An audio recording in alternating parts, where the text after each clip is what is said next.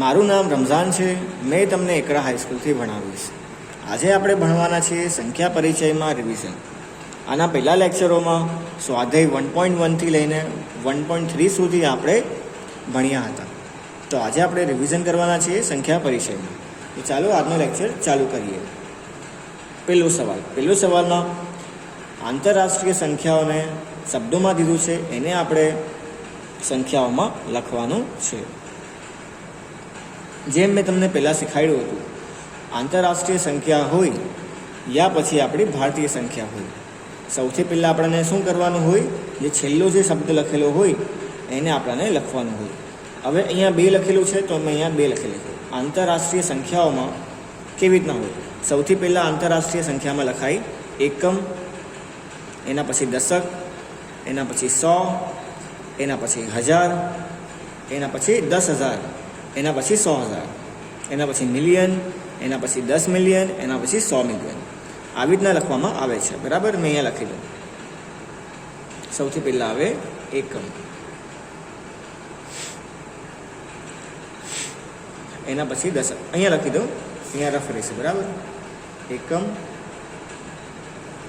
પછી લખવામાં આવે દશક, એના પછી 100, બરાબર, એના પછી 1000, 1000 એના પછી 10,000, એના પછી 100,000, એમાં પછી મિલિયન. બરાબર, એના પછી મિલિયન લખવામાં આવે. તો અહીંયા લખેલું છે 58 મિલિયન. 58 મિલિયન એટલે 58 એટલે કેટલું થાય? 58 થાય. બરાબર. અને આંતરરાષ્ટ્રીય સંખ્યાઓમાં કેવી રીતના લખવામાં આવે? એકમ, દશક, 100. હવે આ 3 સંખ્યાઓ પછી એક અલ્પવિરામ મૂકવામાં આવે. 1000, 10,000 અને 100,000. આના પછી બીજું અલ્પવિરામ મૂકવામાં આવે. એના પછી મિલિયન, 10 મિલિયન અને 100 મિલિયન. એના પછી એના પહેલાં અલ્પવિરામ મૂકવામાં આવે છે. તો આવી રીતના અલ્પવિરામ મૂકવામાં આવે છે. 100 પછી 1 છે, 100 પછી 1 છે અને 100,000 પછી એક અલ્પવિરામ છે. બરાબર, આવી રીતના તમે ધ્યાન રાખજો. તો 58 મિલિયન, મિલિયન આવ્યું મતલબ આ એક અલ્પવિરામ આવ્યું. તો અલ્પવિરામ રાખ્યું આપણે 58 ને લખી નાખ્યું 58 મિલિયન. ચાલો, હવે 400. બરાબર, એના પછી શું આવે? 100 આવે. બરાબર, 1000, 10,000 ને પછી 100,000. તો 100,000. બરાબર, તો હવે 100 છે એટલે અહીંયા શું લખેલું છે? 400. ચાલો, 400 મતલબ 4. હવે બીજું છે અહીંયા 23,000. 23,000 23,000. બરાબર, 23,000. 10ની સંખ્યા છે અહીંયા 23 આવી ગઈ, 22 આવી ગઈ, 21 આવી ગઈ, બધું આવી ગયું. બરાબર, 2ની સંખ્યાઓમાં. તો અહીંયા છે 23,000 મતલબ 23,000. અહીંયા છે 923,000. યા અગર અહીંયા અગર અમે 4 લખું તો 423,000 આવે. બરાબર, તો 423,000. એના પછી 200 છે મતલબ બગડો આવે અહીંયા, અને પછી છેલ્લે શું છે? 2 છે મતલબ છેલ્લે આપણને 2 લખવાનું છે. તો આવી રીતના લખવાનું છે આંતરરાષ્ટ્રીય સંખ્યાઓમાં. ચાલો, હવે આને અગર આપણે શબ્દોમાં બદલવાનું હોય તો આપણે શું કરીએ? પહેલાં તો આપણે શું કરવાનું છે? અલ્પવિરામ મૂકવાનું છે. પહેલાં અલ્પવિરામ મૂકવાનું. બરાબર છોકરાઓ, 3 સંખ્યા પછી 1 અલ્પવિરામ, 3 સંખ્યા પછી 1 અલ્પવિરામ. આ શું છે? 78 મિલિયન. 78 મિલિયન પછી 900. બરાબર, 900. એના પછી આવે 10 અને 1000 આવે મતલબ અહીંયા શું છે? 21,000. 78 મિલિયન 900 21,000. એના પછી 100માં તો કંઈ નથી ને બીજું છેલ્લે શું લખેલું છે? 92. છેલ્લે શું છે? 92. બરાબર, 78 મિલિયન 900 21,000 અને છેલ્લે શું છે? 92. તો આવી રીતના લખવાનું. બરાબર, તો આવી રીતના આપણે લખી શકાય સંખ્યાઓને શબ્દોમાં. ચાલો, હવે આ તો મેં તમને શીખવાડ્યું. બરાબર, સંખ્યાઓને કેવી રીતના શબ્દોમાં લખવાનું અને શબ્દોને કેવી રીતના સંખ્યામાં લખવાનું. તમને ધ્યાન એટલું લેવાનું છે, સૌથી પહેલાં એકમ આવે, દશક આવે, 100 આવે, 1000, 10,000 પછી 100,000. બરાબર, એના પછી મિલિયન, 10 મિલિયન ને 100 મિલિયન. એવી રીતના છે. બરાબર, અગર આપણે ભારતીય સંખ્યા હોય તો એકમ, દશક, 100, 1000, એના પછી 10,000, લાખ, 10 લાખ, કરોડ ને 10 કરોડ. એવી રીતના. હવે બીજો સવાલ આગળનો એક શર્ટ સીવડાવવા માટે 2 મીટર અને 15 સેમી કાપડની જરૂર છે. ચાલો અહીંયા લખેલું છે, અહીંયાથી વાંચી લો ઉપર.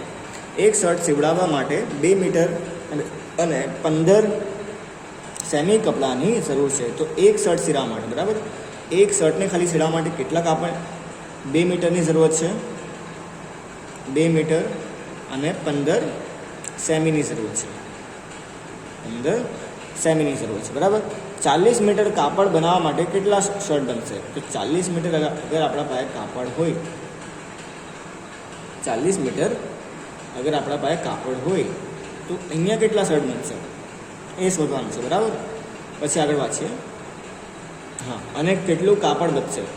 અને અહીંયા 40 મીટર કાપડમાંથી ધારે કે અગર 40 શર્ટ 30 શર્ટ જેટલા શર્ટ બને એટલા, એના પછી કેટલું મીટર યા પછી સેમી મીટર કાપડ બચશે એ આપણને લખવાનું છે, બરાબર. કેટલા શર્ટ બનશે એ લખવાનું છે અને કેટલું કાપડ બચશે એ લખવાનું છે. જો બહુ ઇઝી છે.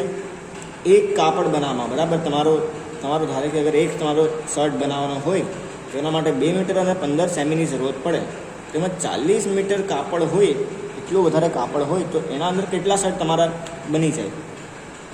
હવે આપણે એ શોધશું, બરાબર. અહીંયા જોવાની વસ્તુ એ છે અહીંયા આપણને કે 40 મીટર કાપડ મતલબ બહુ મોટું કાપડ છે, બહુ મોટું કાપડ કહેવાય. હવે 2 મીટર અને 15 સેમી મીટર તમારું કાપડ લઈ લે, બરાબર. આ સમજો, જો તમને ઉદાહરણ તરીકે સમજાવો, આ 40 મીટર કાપડ છે, આ 40 મીટર બુક છે, સમજી લો.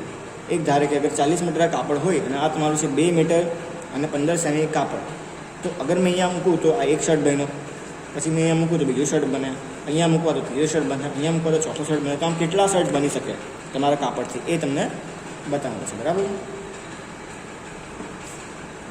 ચાલો જોઈએ. સૌથી પહેલાં આપણે શું કરશું? મીટરને આપણે અહીંયા બદલશું સેમીમાં, બરાબર. અગર મીટરને અગર આપણે સેમીમાં બદલવાનું હોય તો આપણે ગુણાકાર કરવા પડે 100થી. ચાલો, અગર 2ના ગુણાકાર મેં કરું 100થી ને આ 15 સેમી છે એને મેં અહીંયા લખી દઉં, બરાબર, +15 લખી દઉં. અગર 2નું, ચાલો આને છેલ્લે કરીએ આપણે, બરાબર. 2 મીટરને અગર સેમીમાં કરવા પડે, બરાબર, 2 મીટરને અગર મને સેમીમાં કરવું છે તો મને ગુણાકાર કરવા પડશે 100થી. તો 100ને ગુણાકાર કરીએ તો શું મળે? 200 મળે. 200 ને 15 અગર મેં ઉમેરી દઉં તો ટોટલ અહીંયા કેટલું થાય? કુલ કેટલું થાય? અહીંયા 215 સેમી થઈ ગયું. અહીંયા આપણું 215 સેમી થઈ ગયું. જો તમને સમજ પડી, મેં મીટરને અહીંયા બદલ્યું છે સેમીમાં. મીટરને અગર સેમીમાં બદલવાનું હોય તો ગુણાકાર કરવા પડે 100થી. તો 200 સેમી થઈ ગયું. આ એટલું 2 મીટરનું કેટલું થઈ ગયું? 200 સેમી થઈ ગયું. અને 15 છે અહીંયા, તો 200 સેમી અને 15 કેટલું થાય? 215 સેમી.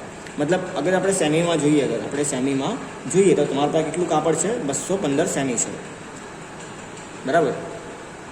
અગર આપણે સેમીમાં જોઈએ તો 215 તમારા પાસે સેમી છે.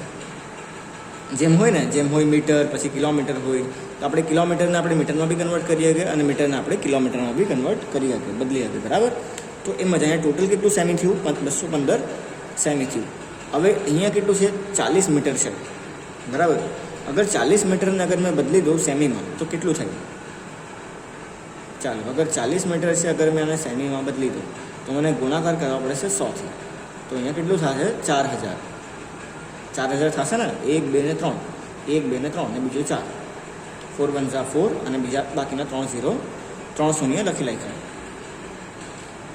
તો ટોટલ થાય આપણા પાસે ટોટલ છે 4000.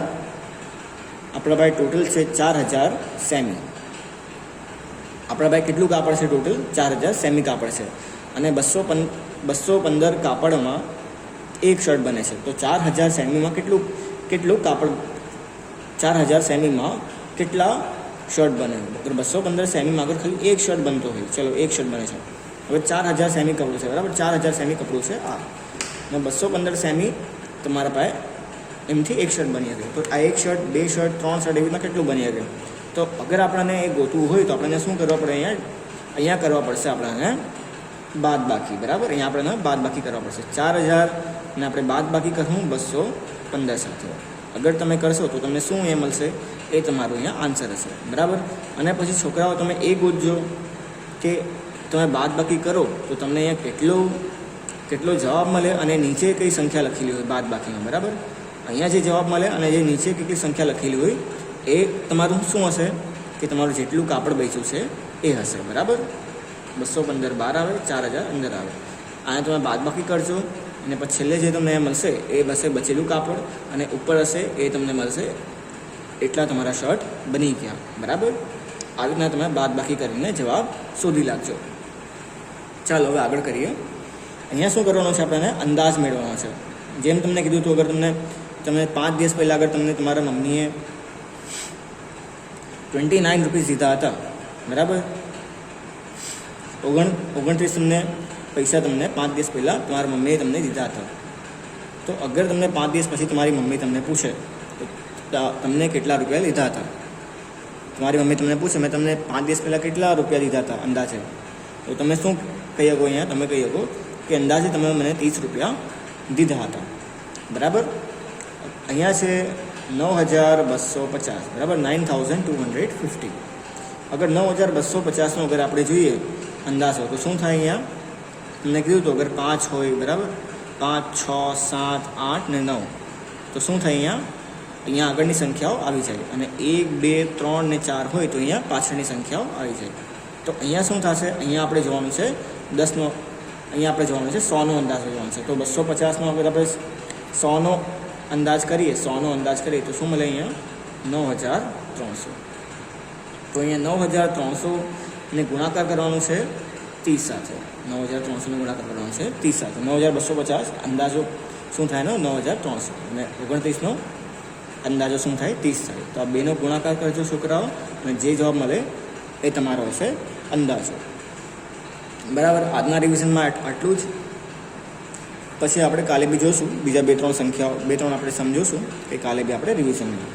સારું, કાલે મળીએ.